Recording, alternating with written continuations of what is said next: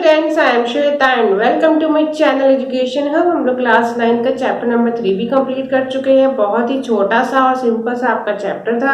हमने exercise cover कर ली और मैंने प्रीवियस 2 वीडियोस में आपको कुछ एक्स्ट्रा क्वेश्चंस भी करवाए हैं जिस तरीके के क्वेश्चन आपको अक्सर एग्जाम में पूछे जा सकते हैं।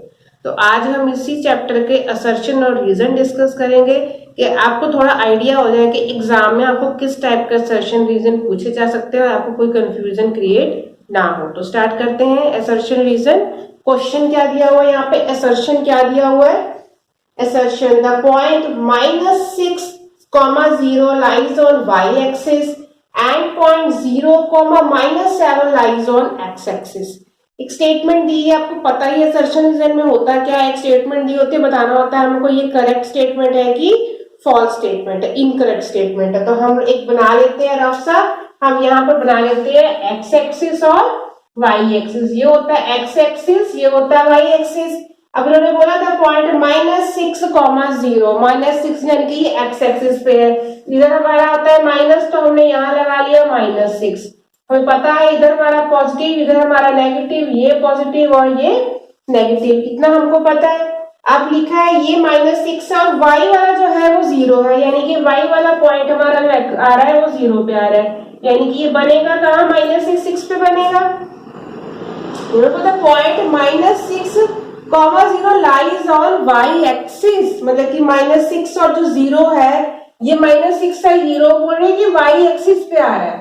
तो आप देख सकते हो ये y एक्सिस पे तो आ नहीं रहा है, ये हमारा x एक्सिस पे है। x एक्सिस पे -6 बोला है, यानी कि ये जो है हमारा x एक्सिस पे आ रहा है, y एक्सिस पे नहीं आ रहा है, यानी कि पहली जो y स्टेटमेंट है वो तो हो गई फॉल्स। एंड पॉइंट 0-7 यानी कि 0 x एक्सिस पे 0 है और हमारा y एक्सिस पे क्या है -7, यानी कि यहाँ पर हमारा कहीं पर -7 आएगा, 0-7। और उन्होंने बोल दिया कि ये हमारा x एक्सिस पे करता है लाई, तो x एक्सिस पे तो लाई नहीं करता, ये हमारा -7 जो है y एक्सिस पे लाई करता है। इसका मतलब ये जो पूरी हमारी पहली स्टेटमेंट है यानी असर्शन है हमारा हो गया इनकरेक्ट स्टेटमेंट। इसको हम एक बार दूसरा भी चेक कर लेते हैं, फिर हम इनमें से कोई एक पॉइंट का आंसर हम बताएंगे। रीजन क्या दिया है, every point on the x axis has 0 distance from x axis. ये स्टेटमेंट बिल्कुल सही है। कोई भी पॉइंट एक्स एक्सिस पे आ रहा है तो उसका जो डिस्टेंस है 0 होगा एक्स एक्सिस से डिस्टेंस, यानी कि 0 distance from the x axis. अभी एक्स एक्सिस पे ही बना हुआ है तो ये डिस्टेंस तो हमारा 0 ही हो गया ना, कोई डिस्टेंस तो आया नहीं। अगर वाई एक्सिस पे कोई पॉइंट होता तब हमारा डिस्टेंस निकलता, तो ये एक्स एक्सिस पे है, यानी कि ये सही लिखा है। And every point on the y axis has 0 distance from y axis, ये भी स्टेटमेंट सही है। अगर वाई एक्सिस पे कोई हमारा पॉइंट है तो उसका 0 डिस्टेंस होगा वाई एक्सिस से, वाई एक्सिस पे तो उसका डिस्टेंस 0 ही हुआ ना। तो हमारा क्या हुआ, असर्शन हमारा इनकरेक्ट हुआ और रीजन हमारा करेक्ट स्टेटमेंट हुई। तो हमें अक्सर ऐसे ऑप्शंस दिए होते हैं आपको, both are correct and reason is correct explanation, मतलब कि दोनों पॉइंट सही है और जो हमारा रीजन है वो इसी का रीजन दिया हुआ है। पर ये वाला तो हमारा फॉल्स हो गया क्योंकि ये तो इनकरेक्ट स्टेटमेंट है। Both are correct and reason is not correct explanation, ये भी नहीं है। Assertion is correct, reason is incorrect, ये भी नहीं है। हमारा असर्शन क्या है, इनकरेक्ट है। तो assertion is incorrect, reason is correct। तो reason हमारा एक करेक्ट स्टेटमेंट है, assertion हमारा इनकरेक्ट स्टेटमेंट है, तो हमारा ये वाला ऑप्शन आएगा यहाँ पर सही। तो हम क्या लिखेंगे, ये जो डी वाला ऑप्शन है तो आप वहां पर लिख के आओगे assertion is incorrect, reason is correct। I hope आपको क्लियर हो गया कि कैसे हमें समझ में आया कि assertion हमारा इनकरेक्ट है और रीजन जो है हमारा करेक्ट स्टेटमेंट।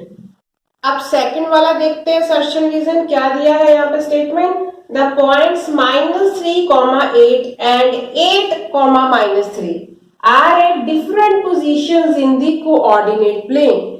वो दोनों अलग अलग पोजीशन पे होते हैं कोऑर्डिनेट प्लेन पे। हम देख लेते हैं इसको।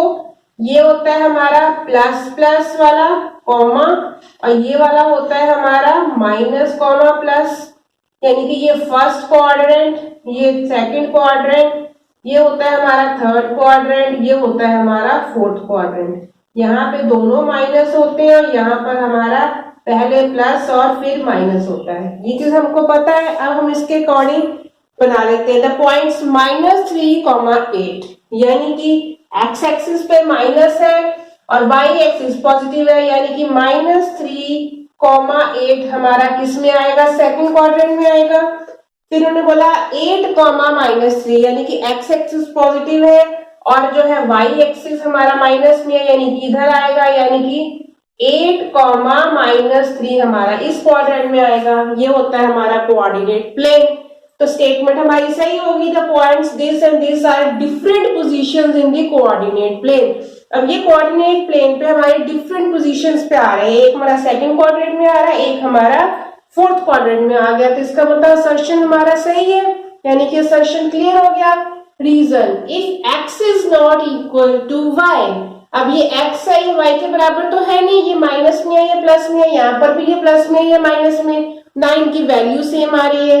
अगर हमारा x y के बराबर नहीं है, then position of x y in the Cartesian plane is different from the position of y x। अब ये भी देखो ना यहाँ पर आप ध्यान से, ये हमारा x है ये y है और यही y जो है हमारा यहाँ x बन गया और ये x हमारा यहाँ पर y बन गया, उसी का जस्ट रिवर्स हो गया है। तो वही स्टेटमेंट यहाँ पर दिया है, the position of x y in the cartesian plane is different from the position of y x. मतलब नंबर्स को अगर हम इंटरचेंज कर देंगे तो उनकी पोजीशंस भी हमारी डिफरेंट हो जाएगी। अगर x और y हमारा सेम नहीं है, नंबर सेम नहीं है, एक 2 है एक 5 है, कुछ भी अलग पॉजिटिव नेगेटिव नंबर है तो सेम नहीं होना चाहिए। तो हमारा डिफरेंट पोजीशन पे डिफरेंट प्लेन में वो आ सकता है। ठीक है, इसका मतलब जो हमारा असर्शन है उसी का ही इन्होंने ये एक्सप्लेनेशन दिया हुआ है, इसी का रीजन दिया हमको यहाँ पे।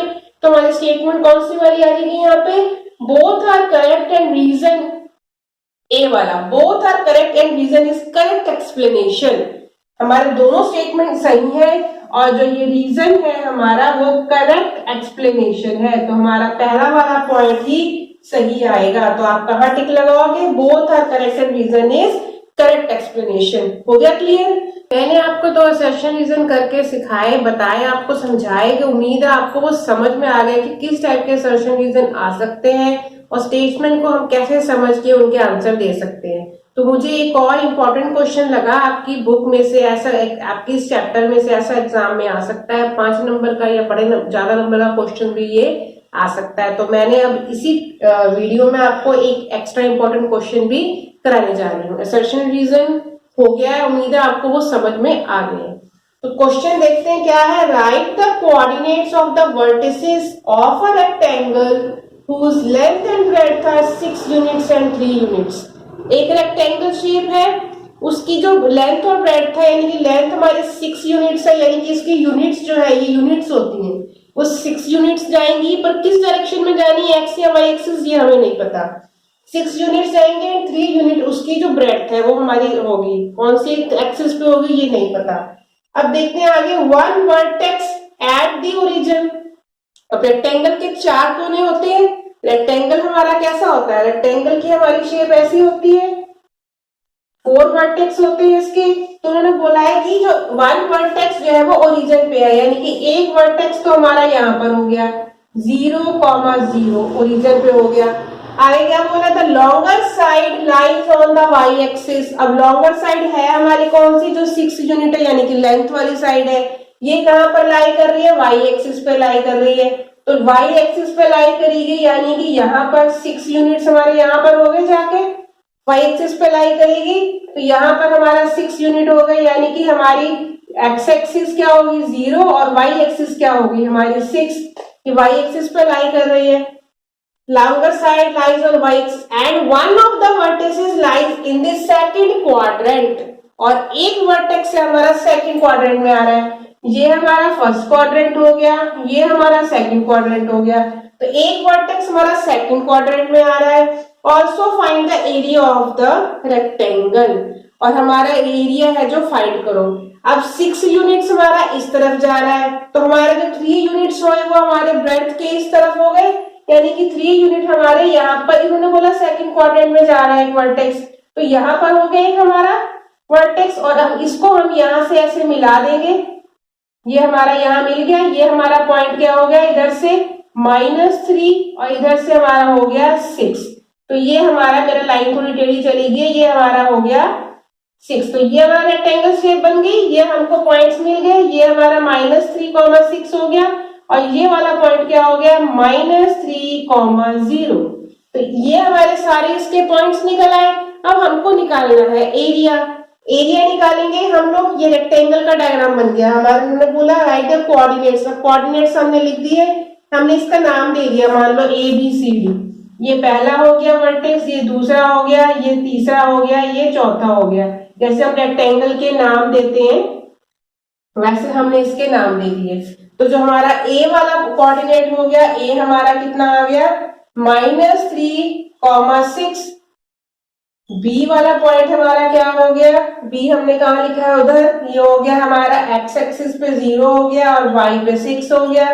और सी हमारा क्या हो गया, वहां पर जो हमारा ओरिजिन पे है 0, 0। और डी हमारा कहाँ आ रहा है, एक्स एक्सिस पे -3 और वाई एक्सिस हमारा आ गया 0, यानी कि -3, 0। ये हो गए हमारे सारे कोऑर्डिनेट। इन्होंने क्या बोला, right the coordinates of the vertices. Vertices के हमने कोऑर्डिनेट्स लिख लिए। इस टाइप का क्वेश्चन भी आपको आ सकता है कि क्या पूछ लिया जाए उसमें। अब इसका निकालना है हमको एरिया। एरिया निकालने के लिए हमको और किसी चीज की जरूरत नहीं, हमें 6 यूनिट्स और 3 यूनिट्स दिए हुए हैं, यानी कि यहां से यहां तक का हमारी लेंथ कितनी है 6 यूनिट्स है और जो हमारी ब्रेड्थ है वो कितनी है हमारी 3 यूनिट्स। तो एरिया ऑफ रेक्टेंगल कितना हो जाएगा, लेंथ मल्टीप्लाई बाय ब्रेड्थ। आपको फॉर्मूला पता ही है। तो लेंथ हमारी कितनी है 6 यूनिट्स हो गई और ब्रेड्थ हमारी कितनी है 3 यूनिट्स हो गई। तो आंसर कितना आ गया 6 3 18 स्क्वायर यूनिट्स।